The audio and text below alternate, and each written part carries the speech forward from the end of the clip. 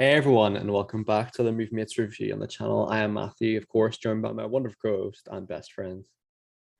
Cool. Now, today we're delving back into the horror genre. If you've been keeping up to date with our channel in the last year or two, you'll know that it's something that we're trying to do a bit more. We've reviewed a few horror films this year, and then a couple last year. Freaky, Willy's Wonderland kind of spring to mind, and similar to those films, we're delving into a new release, Candyman, sort of a modern reboot of the original in the 90s, I believe. So yeah, I'll pass over to Callum to explain what the lore surrounding this is about, because strangely, it's kind of we were kind of saying, it's kind of a Terminator scenario, with the fourth film being kind of the direct sequel, if you will. So yeah, I'll pass over to you, mate, if you want to explain what the film is about. Yes, so there was the first Candyman, and then there were two follow-up sequels. But in the context of this film, the two sequels are no longer canon. It's just the first film, as Matthew said, direct sequel. Uh, we see a young artist who becomes entangled within the mythology of the Candyman. And when murders start happening, he starts going through a metamorphosis of a kind. We won't get into it too much further into the spoiler section, because it hasn't been out for too long, and I'm sure this is one that because a lot of places are still on lockdown, or people are maybe hesitant to go to the cinema. I'd say this is probably one that's maybe going under the radar a little. It's had quite a good critical reception, but it's not really a tentpole film. So I feel like it's maybe going to be a bit neglected at the box office. Come the end of the day. Yeah, I definitely agree, and this film's a really funny one because I think we both feel a little conflicted with it. How we felt, Callum had watched the original, and then I think the 1992 Candyman, and it sort of said to me to watch it, and I put it on as well. And a lot of my end of the review would, anyways, is going to be sort of comparing the two. What Mm, each one does well, what each one does better than the other.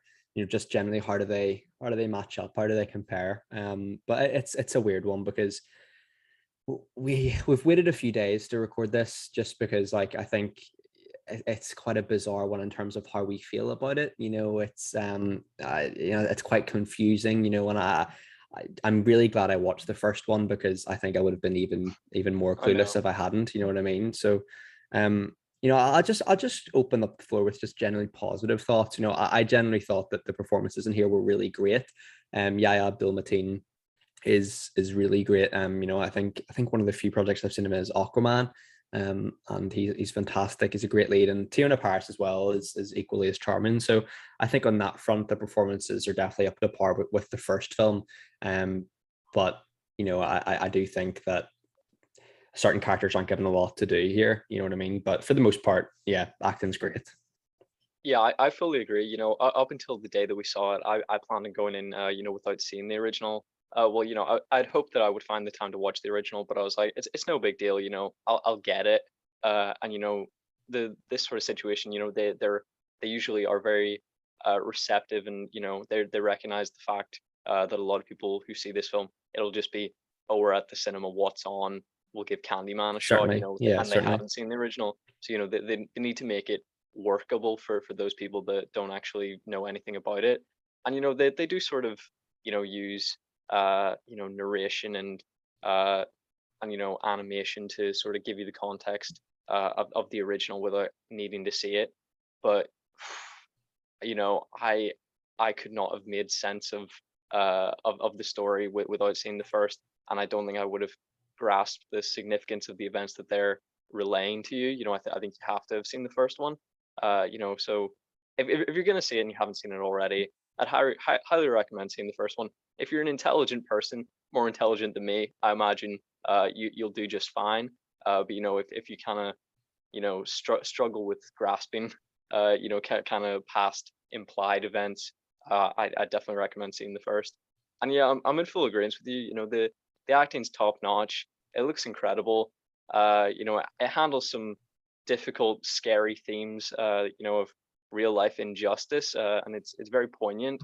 But I think on the whole, for me personally, and it may be lack lack of paying attention, or you know just idiocy. But for me, the narrative as a whole, nonsense. Yeah, I think the plot is it's really lackluster, especially when you compare to that first one. And I'm in full agreement with you in terms of I think the social commentary and the injustices at the time is really well done. Especially with last year as well, and on how that year turned out and things like that. So I think the social commentary is really it's really well done. It's very it's detailed, it's intricate, it's subtle, but it's also that's the most frightening aspect of the film without doubt. And I think that's definitely the correct decision there. It's horrifying to see those injustices going on, with the police force and the community shown in this film. So I think that's really done well. But I think the supernatural aspect of this film is really lackluster. I really didn't think it was much of a horror film whatsoever. Not necessarily in terms of scares, but I just think in terms of plot, it was just a complete mess, really, to be honest with you, from start to finish. I feel a bit bad saying that because I did have a good time with this film, don't get me wrong, but I just really struggled to sort of wrap my head around this, and like I said, I'm sure there's viewers out there, if you're listening to this, I do apologize because I'm sure there's lots of people who are able to wrap their head around it and understand it and Yeah. sort of appreciate it. But I just wasn't one of those. I'm maybe not up to date with the whole lore of Candyman and stuff, despite because I've just seen one film prior to this. But Well, I if mean, you, that's all you're meant to have seen, yeah, yeah, based on the canon of the film. But you know, it was a tough watch at points. Plot point was. yeah, it was difficult. The stuff that really was painful to see on an emotional level. Uh, but stepping away from that, the plot is fairly thin. And it seems like it's a bit, the scenes are kind of without context until the end. And even at the end, I don't think it all comes together. But I massively respect what they were trying to do here. Definitely. I really wanted to love it. I didn't expect to love it. I didn't go in with any expectations because even the first film, I was like, well, this is pretty good for the '90s, but it's still not amazing. So I didn't feel it had this, huge shadow to be in, this massive legacy to live up to. Just wanted to see a good film, and I'm sure it was a good film, but it just either wasn't for me. I didn't get it, or maybe it wasn't well made. I don't know. It's It's hard to kind of say at this stage. I think, because yeah, it's you're not absolutely right. obvious, is it? If you watch like a mediocre Netflix film, you're like, oh well, their hearts weren't in this. But it's kind of hard to say with this one because it seemed like their heart was in it, but it's just what they produced maybe was just too complex for me. I mean, visually the film's remarkable. It has a really nice look to it as well. But I'd said I'd made a comment to you after it, and given that we had both watched the 1990s one on the very same day, there's something about the way that film looks and kind of the grainy quality that's not quite as glossy as modern day cinema, where I can appreciate it more. I just feel like with this film, there's a certain sort of fakeness to it, a certain sort of or the lack of I can't really I can't put a finger on it, Callum, but it's something about that 90s one where there is little imperfections in there. There's imperfections with the sound and the visuals, and that just adds to the quality at the time. It makes it feel a bit more, it feels like it's got a bit more character about it, whereas with this one, I just felt like everything felt so fake, so just so and a lot of the plot, and then a lot of the sort of supernatural elements of the plot then felt so meaningless because you kind of even the bees, the sort of the trope and the motif of the bees in the first film, I'd imagine a lot of that is real. I mean, to an extent, whereas this film, Yeah. it's mostly CGI, and that really goes to show the way cinema's going these days. And don't get me wrong, that sounds like a really silly plot point to critique, but that's just a little Mm. example of other things that are going on here, whereas there is just a fake sort of glossed over um uh, you know appearance to the film, and the Yeah. visual quality, although much more impressive than that 90s one, it just lacks the authenticity and the character and the charm of the first, if that makes sense. Yeah, I think there's certain scenes where you know I would say that that visual result does end in it being less scary, and it having less of a charm. I'm wondering that maybe that's a choice to a certain degree because Yeah, I see what you're saying. you have the main character who is he's in the art world, but he's sort of considered this this kind of cliche, kind of phony. Like he doesn't really fit there. So maybe it's meant to be this kind of sanitized generic world that he just looks a bit flat, because that's maybe meant to reflect that he's maybe That's out a of his good depth. point. That's a really good point. I don't know. That's a really good point. I mean, are we going non-spoilers and spoilers? I forgot. Yeah, I'd say we've probably capped off the non-spoilers at this point. Yeah, so I mean, if you're gonna hop in with like a massive hit or a piece of shit, this Oh is gonna be a God. really tough one to do. Do you want me to give mine first, and then you can Yes, sort of? please. Well, it's I think I want to put this out there. As we said, It's the just a way it, bit of fun. yeah, the way it deals. We're not critics, we're not movie critics. We're just there to enjoy a good film, and I think there's a lot to be enjoyed here. I don't claim to be an expert on film or how it's made or anything. So don't get me wrong. I think there's a lot of heart and passion here. Clearly because it looks visually amazing. And clearly the performances are fantastic. But I do think that the way the blend of the social commentary stuff is just remarkable. That sort of intricate sort of horror fan aspect of the injustices there is really well done. It's really well handled, and it's important that that's shown here. So I think that's a massive positive for the film. I really respect that. But it's just, for me, the supernatural and horror aspect of the film was nowhere near the level of the original for me, nowhere near it. Ah, See, I did enjoy it. I It's not mean, we that all know you're gonna say piece of shit, it was a Matthew. piece. Yeah, get on It's with gonna it. be a piece of shit. What am I doing? It has to be. We have to commit to it's a binary We format, have to do it, unfortunately. Callum. We have to commit to the rating. It's going to be a piece of shit on my mark. But that being said, it's not like it's the worst film ever. It's just so lackluster compared to that first one that I just couldn't give it a massive hit. So that's where I stand on this. What about you, man?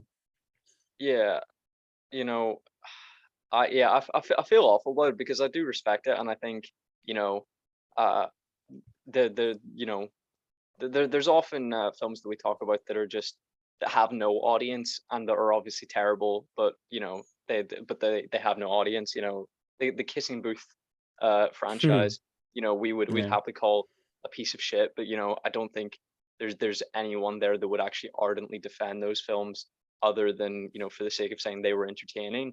But here, there is obviously a huge a huge audience for this who vastly appreciate it for its rich complexity, certainly. and I think maybe I just wasn't capable of understanding it, unfortunately. And I wish that that was different.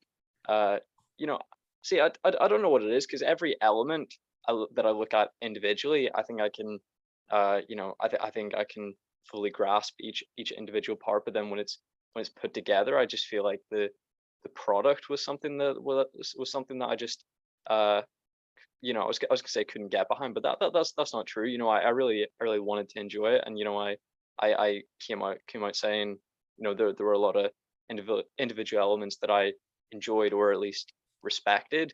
But the product, I think, just wasn't for me. And it's not that I think we're fully capable of enjoying this film. Just you know I don't know what it is. I absolutely can't It's put hard to my put a finger finger on on it. it. Yeah, you're definitely right. You know, You're because definitely right. I love horror films, and this, I think, had so much going for it, and I just can't put my finger on it. This is why I was kind of like, should we even record this review? Because I knew it would It's just difficult to be talk about. Yeah. just me being like, I should have liked it, and I don't know why I didn't. Yeah, it's a really similar review to kind of Joker in that sense. When that came out, that was close to the start of the channel, and I was kind of conflicted in that, because at the same time I really enjoyed it, but looking back, and definitely after watching a lot of films that have been that inspired that film, I kind of like it a bit less. So it's Mm. definitely a difficult film to talk about as well. I think my thoughts are so conflicted, but it's funny because often, and usually 100% of the time, I am biased towards the film, more recency bias, where like I like it more, but then as time goes on, I like it less. So I feel like if I attribute that logic to this review, this is the highest I'll ever rate it. So, it's not going to get any better in my eyes. I could be wrong, but that's usually how my brain works in terms of films anyway. Usually I like them less and less, unless, Yeah. it's a film that I maybe didn't appreciate at the time or something like that. But I don't know. I feel like this film's a difficult one to talk about. You're definitely right. I don't see myself rewatching it. Yeah, no, I think that's one of the things that the first one does well, is there is an element of rewatchability, whereas this one, it kind of feels so sanitized, so lackluster. The first film has like a decapitated dog, and I'm not saying I want to see decapitated dogs in this film. That's just an example of, the film just feels so sanitized and so just lacking character, So I mean, did you want to hop in with spoilers, mate? If you were Yeah, just to give some quick context, I thought we could, give a quick rundown of our thoughts on the original, because certainly. I think if we did an individual review on it, it wouldn't get too many views. People will probably click on it thinking that it's the 2021 one that we're doing. Yeah. So I thought we could just give a quick thought on that. I really enjoyed it. I thought quality wise is very much a product of its time, but you couldn't exactly expect a higher caliber from a 90s horror film. uh I think the theme of the film, the score is one of the best ever produced, like the Candyman theme itself, which I don't think even makes an appearance once here, which I mean is kind of upsetting, because I think it's really incredible. I'd say right up there with The Exorcist. You know, I think the psychological torment of being accused of a crime that you didn't commit and everyone thinking that you're crazy is much more terrifying than any violence a slasher can deliver. And I think maybe something was done in this film that they sort of had less visceral violence, as a result of the Candyman, and focused more on the injustice at the hands of the police in this film. And they're highlighting the fact that real world issues and uh, you know scary stuff that happens today in real life is often more scary than this than this being that wouldn't exist in the real world. Yeah. And I when you're killed by the Candyman, at least for the most part, whenever they actually respect the mythology, you've asked for it, really. You've called it upon yourself, but then the injustices faced by the three Candymen that we see in this film are all unprovoked. So I mean, maybe they're trying to sort of balance those two themes. uh you know the film really, the 90s film really brought back my fond memories of The Omen, a sort of film of that era that also kind of looks like shit and doesn't really rely on violence, but it's really more psychological torment. Tony Todd, I think, has the best voice in cinema. And I told you on the day I watched Candyman, I'd watched three films, and in some regard, I cried at all three of them. You know, so this one, I genuinely started crying at the end, because I thought that the baby was going to die in the fire, and that really, really, really hurt me for whatever reason. Well, Yeah. I mean, it's, For it's a pretty valid obvious why reason. Is a valid reason. why that would upset someone. Yeah, no, I think Tony Todd's absolutely marvelous, and Virginia Madsen as well. Like that duo is really well is excellent, really. I think the first one, it sort of emphasized to me like how good the 90s was as a decade for cinema. A lot of my favorites are in that era. And it builds suspense so well. There's some really clever shots, and it just builds a mystery very well. Whereas I think that's something that the 2021 version didn't really build a mystery. It just feels like a lot of scenes sort of cobbled together and stuff like that. So that's kind of how I felt in the original. But if I were probably going to rate that one, it would probably be an eight or a nine. The original really, really is fantastic. I'd say similar score for me. Yeah, and under the most recent one that we saw a few days ago, um, you mentioned Tony Todd there. There is kind of an anticlimax in the sense of Tony Todd's only brought back at the end, and I'm not sure if they must de-age him. I'm sure. I can't really I think so. remember. I think they do, but that horrific sort of terrifying Candyman voice is so underused in this film. I think that's something that they really could have brought back for a lot of scenes rather than having be a silent killer instead. I really like that sort of that just horrifying sound he has. You know what I mean? Like he is the best voice in Hollywood, like you said. So it's a pity that they didn't use that more. You know? Yeah, I was gonna say, maybe they didn't use, Tony Todd very much. They didn't use the theme very much, because they want to build their own thing. But then they could have just, created an original property. You kind of have to open Certainly. yourself up to expectations when you make a sequel. Yeah. No. Certainly. Yeah. I absolutely agree with you. Um, it's funny because like it's something I can see. It's a lot. It's obviously, this is stating the obvious, but it's having a modern reboot of a classic film, especially in the horror genre, is really common these days. So, I can see why this film was made, but I think it tries so hard to distance itself from the first one, but I'm not too sure why, because if the first one's so well received and clearly has a more, quite a good big cult following, not even cult following, just a big following in general, it would be silly to not use that for this film. I'm not saying that all Yeah, the stuff that they do new that I hate. Like I said, I think the performances are fantastic and the characters are amazing as well. But I don't know. I can't really put a finger on it, Cal. It's just, something about that first one is just um, so authentic to the hmm genre, whereas this one felt like, it just missing something. yeah. I think that they did in general waste the connections to the original, and they sort of Yeah, uh they sort of faltered the narrative for the sake of or for the people who have seen the first, for the sake of uh you know appeasing the people who haven't. They certainly. bizarrely play the fact that he's playing baby Anthony as a reveal, but if you've seen the movie ever, or especially for us the morning of, you're fully aware of who Yahya Abdul-Mateen II is playing. So for them to, like, 2/3 or 3/4 in, Yeah, it's play that silly. as a reveal, where Yeah, he finds out his true identity, you're like, yeah, we've known this entire time, obviously. So I mean, if they just spelled that out from the beginning, that would tell the new viewers, and not insult the intelligence and memory of the people who have seen the original. yeah, certainly, mate. Certainly. Um, I think as well, what was quite funny, I forgot to mention, as this film started, you know, sat in our seats, of course, had our drinks, whatever. And for the viewers who obviously weren't in the cinema with us, although there could have been viewers in there that are subscribers. That's so unlikely though.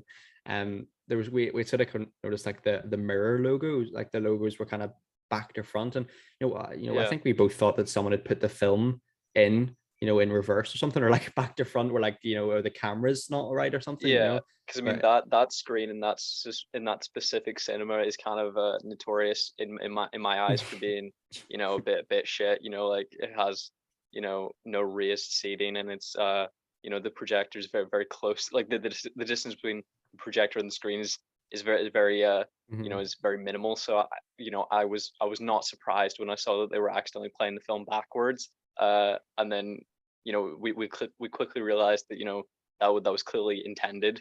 The film really does go to town on that mirror motif, really, doesn't it? It's something Mm, that like it was something that I thought it seemed a bit. Maybe I'm being really harsh here, but I just find that sort of every shot seems to have a mirror in it. And I do get that motif. Like, it's really it is something that's akin to the character. It's something that's familiar. But I just thought there was no like originality to any scene. Every scene, a character lifts in the mirror, says the name 5 times, and of course, inevitably they die. Like, there's no suspense there. There's yeah. no, what's going to happen. And there's a weird horniness about certain scenes. It seems like Absolutely. uh you have to have, like, Sexual the tension. obligatory, you know like, foreplay, calling the candy, like, I mean, like, what a sexy way to get your engine running, Yeah, as I to know. try Bizarre. try and try to summon someone to murder you. You'd asked me this after we came out of the cinema, and I forgot to write it in my notes. But I was wondering if this were a real thing, a real mythology where it was suggested that you could summon this murderer, and we would have something similar with Bloody Mary. Would you do it? Yeah, I remember in primary school, Bloody Mary was like a big thing. I can't remember if it was 3 times in a mirror or 5 times. I think it was I three think in my three. primary school, Yeah. but uh, yeah, uh, I don't know, because like Have you I don't done that? know. Have you done? I've done the Bloody Mary thing, yeah. But I probably would do it, yeah. I haven't I haven't done it, obviously, but it's something that, like, yeah, if I was at a party or something, I'd do it. But like, you never know. Like, it's one of those sort of it's one of those things that, like, I can see why people wouldn't want to do it, like, because of their, if people believe in karma and those kind of things, or bad luck. So what about you, mate? Yeah, I would never do it. I never have, never will. I'm a very superstitious person. Even if someone said you'd get bad luck, like even something as vague as that, I would never do it, let alone, Yeah. you know, call them and you absolutely will be murdered. I mean, that is the rule. Doesn't really, stick to that rule. I mean, it's not an issue exclusive to this film. It's we see it in the first film where it's always Helen summoning the Candyman, but then, her friend is murdered, her psychiatrist is murdered, and I'm She like, gets away with it. well, Yeah. just because he's decided that, like, Helen is hot and he wants to, like, uh, you know, bang her in the afterlife or whatever. Like, he's said, Classic.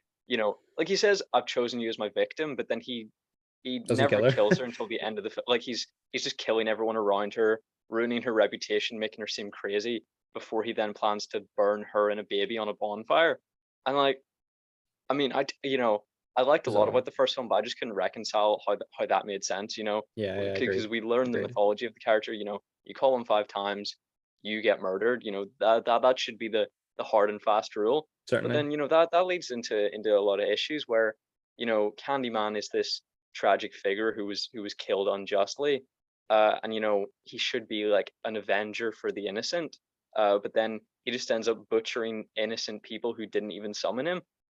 Yeah, no, it's absolutely, I absolutely agree. I think we both sort of thought that it would be better if they kind of portray that him as a sort of vigilante character, where, he's killing people who are guilty. And there is scenes of that in this film, don't get me wrong, but there's scenes where, like, he kills just a few high school girls, having a laugh and stuff, and Yeah, I it's mean, to horrific. be fair, they are told you summon him, you die. So I mean, Yeah, for once, it's awful, and they didn't deserve to die. But it is cut and dry of they that's the followed the rules. rules, they Yeah, died. yeah, yeah. But So it's then in the rules. Yeah, I would say that this, like, if I'm honest, it is more egregious in the first film where it's literally just, Helen has called him, early in the film, and then he murders her best friend who didn't.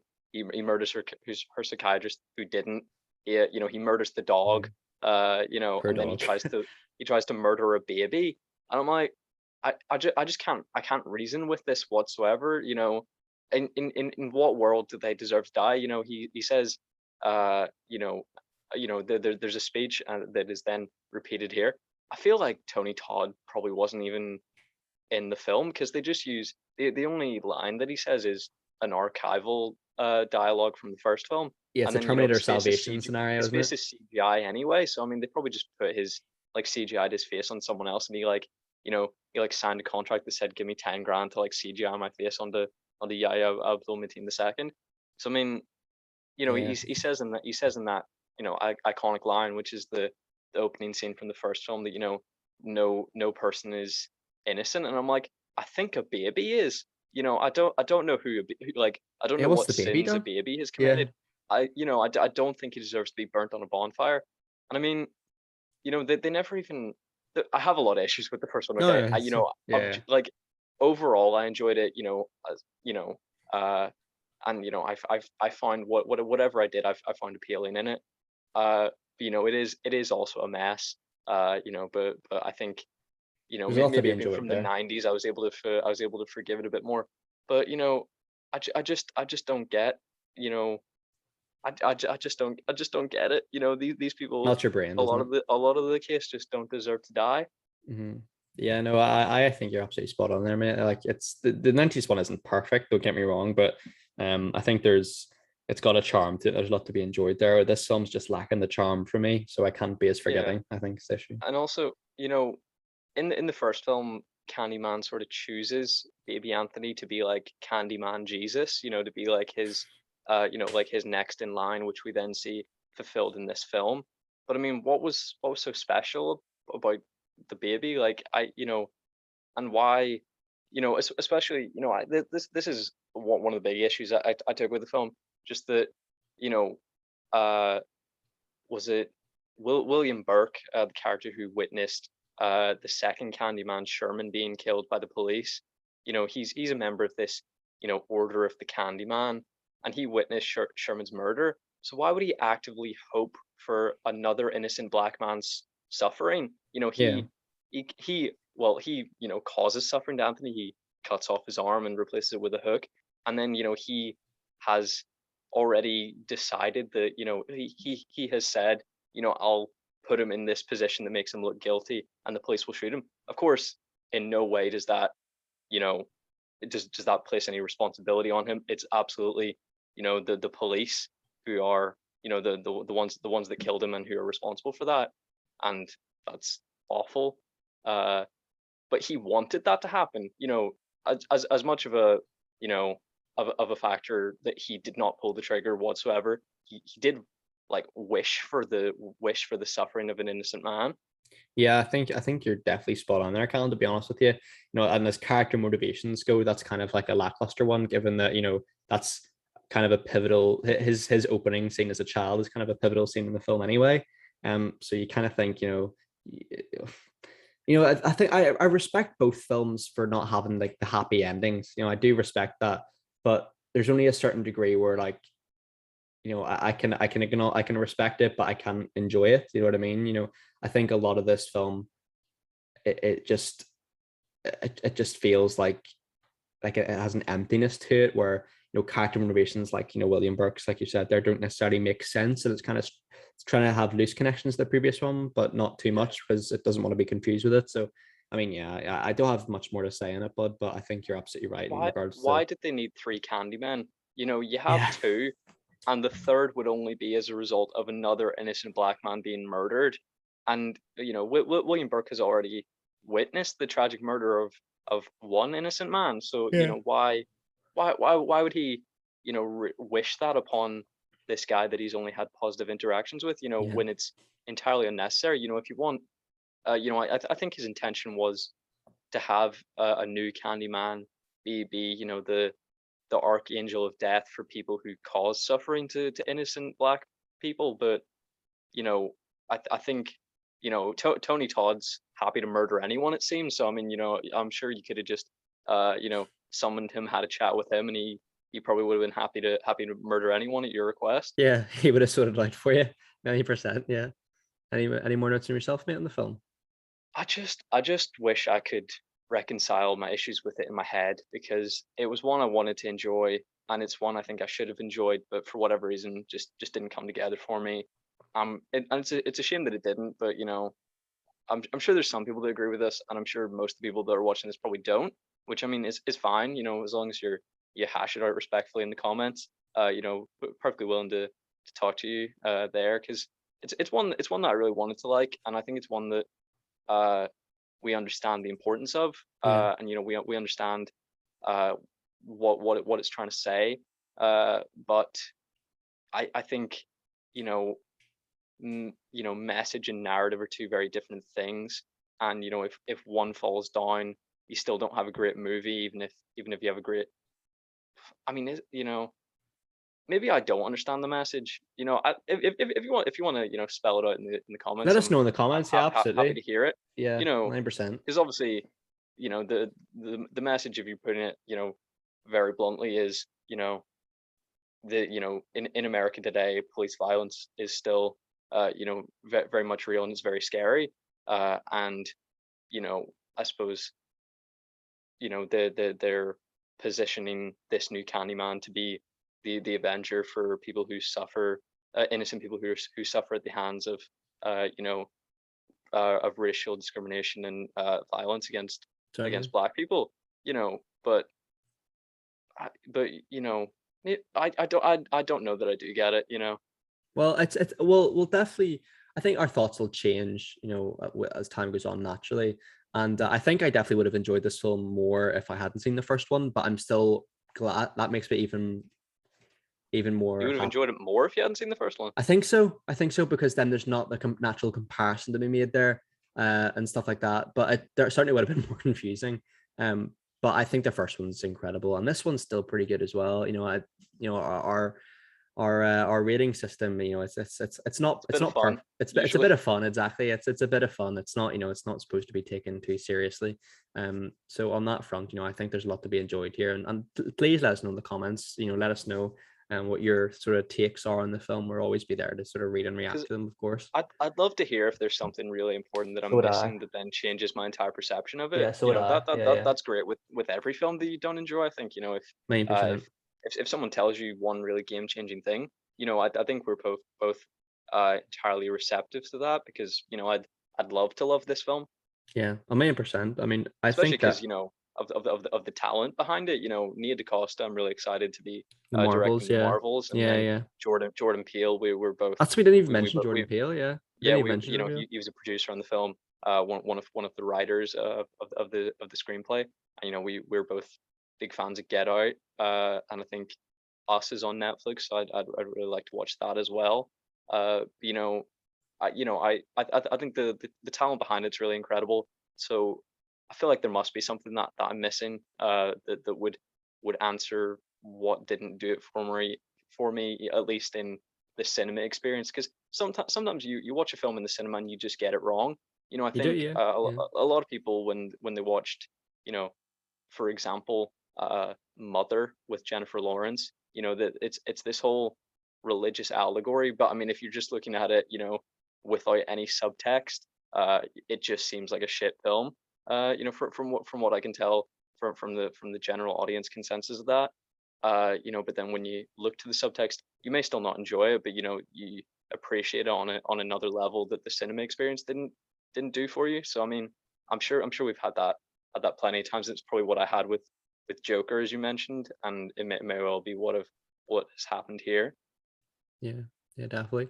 Yeah, I mean, that wraps up another review in the channel. A bit of a different one because it was kind of more of a comparison on my end of the review anyway, compared to the first one. But as Callum said, be sure to comment in the comment section down below. Don't forget to like, subscribe, and email us as well. Our email is always in the description. I haven't really mentioned that in a few videos lately, but yeah, our email, Timecodes, and our iTunes link is always in the description for you guys. Or if you forget, it's always in the about section of the channel as well. So yeah, thanks very much for your time today, Cam. Appreciate it. And thank you very much, viewers, for your time. If you want to check out our other horror film reviews, we've done loads. We've done like classic horror, the It films. We've done a few slasher films as well in there. The Conjuring films are some of our favorites. So yeah, be sure to check out that playlist. There's a few in there. And of course, yeah, hope you guys are all well. Be family and friends are keeping safe and well too. Take care, everyone, and bye bye. Bye.